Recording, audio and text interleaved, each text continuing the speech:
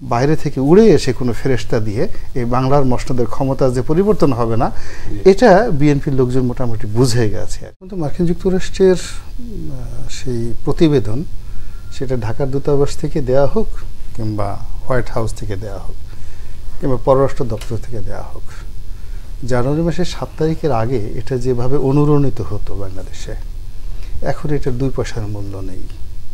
এটা আওয়ামী লীগের লোকজন তো এটা মনেই করে না যে এটা শোনার দরকার আছে। আর অন্যদিকে যারা আওয়ামী লীগের প্রতিপক্ষ এক সময় আমেরিকার দিকে তাকিয়ে থাকতো এবং আমেরিকার যে কোনো বক্তব্য মনে করতো ঐশী বাণী, তারা এসে আমাদেরকে কাজটা করে দিবে।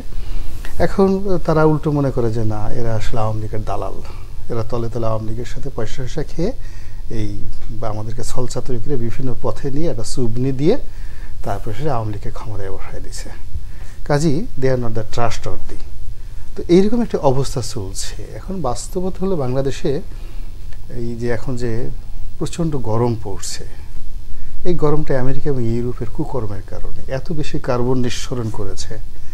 ফলে দেখুন যে এই মুহূর্তে শুধুমাত্র এই গরমের সিজনে আমাদের পুরো জিডিপির একটা বিরাট অংশ এই ইলেকট্রিসিটিতে চলে যাচ্ছে, যার দায়ভার আমেরিকার। মানবতা দিয়া, মানবাধিকার দিয়ে এখন কী করবো, গরমই তো যান বাঁচতেছে না।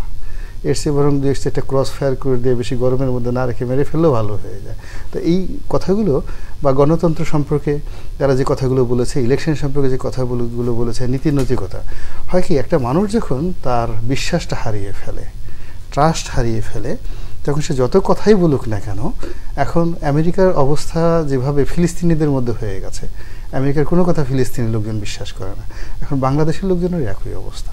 আমেরিকা যাই বলুক না কেন, সেটা ওখান থেকে বলুক, এখান থেকে বলুক, উই ডু নট কেয়ার। আমাদের বাংলাদেশের এই বিষয় নিয়ে কারো কোনো মাথা ব্যথা আছে বলে আমার কাছে মনে হচ্ছে না। আমি একটা সময় নিজেও এটি নিয়ে খুব বেশি উচ্চবাচ্য করতাম, পরে দেখলাম যে এটা wastage of time, money and energy. এর চেয়ে কবিতা লেখা ভালো, এর চেয়ে আল মাহমুদ কী লেখলো, শামসুর রহমান সাহেব কী লেখলেন, এগুলো একটু গবেষণা করে অনেক অনেক ভালো। এই হলো ওনার ওই রিপোর্ট সম্পর্কে আমার বক্তব্য। যেই পয়েন্টগুলি তারা বলেছে, এই পয়েন্টের বিষয়ে আপনার না না, এই পয়েন্টের জন্য তো আমেরিকার যাওয়ার দরকার নেই। এই পয়েন্টের জন্য তো আপনার বাংলাদেশেই যথেষ্ট। আমেরিকা সেখান থেকে যা দেখছে, আমরা তো বাংলাদেশে বসে সেই জিনিসটা দেখছি। এখন এখানে দুটো বিষয় আছে। ফার্স্ট থিং হলো, দের ইজ এ 2 গ্রুপ। এক গ্রুপ বলছে বিচার হচ্ছে না, অবিচার হচ্ছে, অন্যায় হচ্ছে, গুম হচ্ছে, জুলুম হচ্ছে, মামলা হচ্ছে, মোকদ্দমা হচ্ছে, আমাদেরকে শেষ করে দিচ্ছে, লক্ষ লক্ষ মামলা।